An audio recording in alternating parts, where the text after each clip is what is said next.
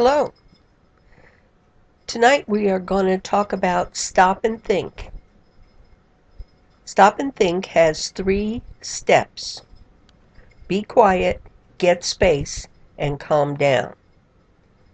I want you to think about the last time that you were frustrated, upset, hurt, angry.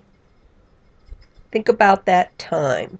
You felt like cussing somebody out, punching somebody, getting drunk, getting high, running away, quitting your job, whatever it might be. I want you to think about what you were thinking at that moment. What thoughts did you have? Examples of thoughts are, F this, I'm out of here, I don't need this crap. Or, who do you think you're talking to? Or, I can't stand this. Now, you may have some of your own. Think about that for a minute. What thoughts did you have? What I would like for you to do is to list those thoughts on a piece of paper. So, if you don't have a piece of paper, ask the group leader to give you some notebook paper to write on. Now, take a minute. Think about the situation. Write down all the thoughts that you can remember. I say write down all the thoughts because thoughts come in a chain. You have a thought that leads to another thought that leads to another thought. So, if your girlfriend or boyfriend cheated on you, you may have an underlying belief that says cheating is wrong. If you loved me, you would not cheat on me. So these are some thoughts that are going through your head. I can't believe he cheated on me. I thought he loved me. I thought she loved me. I thought she wanted to be with me. And then your thought might go to, well, F that. Forget her. Forget him. Who do they think they are? And so on and so forth until you get to the part where you feel the anger. All of a sudden you are hot, you are shaky inside, your muscles are pumped up, you have pressure in your face or your head, you might be even tearful, whatever it might be. But those are feelings that come from your brain. So your body begins to have a reaction. When you have that reaction, you know at that time that you are upset. This is a cue that you are really upset. Now, anger is a secondary emotion. That's right.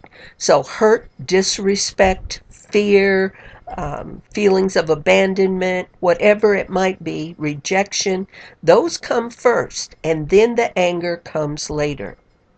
Now, when you have those feelings can move you to act. So you might cuss the person out. If it's your boss, you might say, forget this job and walk off. If your girlfriend or boyfriend cheated on you, you might kick them out, you might leave, or you might think about putting your hands on them, or you might think about going and getting drunk or getting high. And that is the process of what goes on inside your head and your body when situations occur. Now, let us go back to stop and think. Stop and think. Be quiet, get space, calm down. This gives you a few minutes of reprieve, just a short time that you can say, wait a minute, let me take that deep breath. What just happened here? How can my thoughts and my feelings lead me to trouble? What are the consequences of my actions? So in order to do that, you have to do number 1, be quiet. Because if you're talking and you're screaming and they're screaming, it's not likely that anything's going to be accomplished.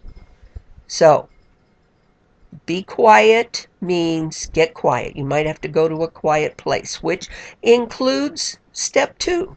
Get space. Sometimes I've got to take a time away from the situation. I've got to back up. I've got to turn my face away. I've got to go to another room. I have to go outside, take a walk around the block, shoot some hoops, do something, but do it. And while I'm doing that, then I begin to calm myself. Do I think about all the hurt and all the frustration and all the argument I just had? No, I don't think about that. What I think about instead is what's going on in this moment. What color are the trees? What's going on in around me? If I'm outside, look around. Look at the scenery. Look at the flowers. Look at the birds. Look at the squirrels, whatever it might be. Breathe. If I'm in another room, then focus on the room itself. You want to look at the colors. You want to feel the chair you're sitting in. Whatever it might be, you want to calm yourself, bring yourself into that moment. And you continue to breathe slowly, which gives oxygen to your brain and calms your heart, calms your blood pressure. And then you begin to think about what you need to do in order to stay calm.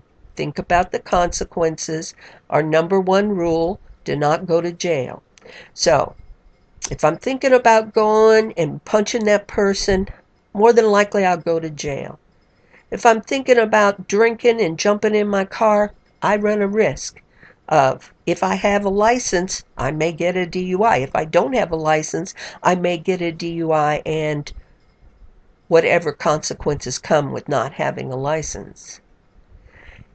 If I'm thinking about getting high, is my drop going to be clean? Can I rationalize, oh yes, I can drink this solution, I can do this thing, and my urine will be clean? That's not 100%. So what are your consequences? And you think ahead. So now let's remember the 3 steps. Stop and think. Be quiet. Get space. Calm down. Give yourself a break. Think about your future. Only you can take charge of that. You are 100% responsible for your choices and your behaviors. No matter what the world does, we are responsible for what we do. Okay. I'll talk to you next time. This is Pat. Bye.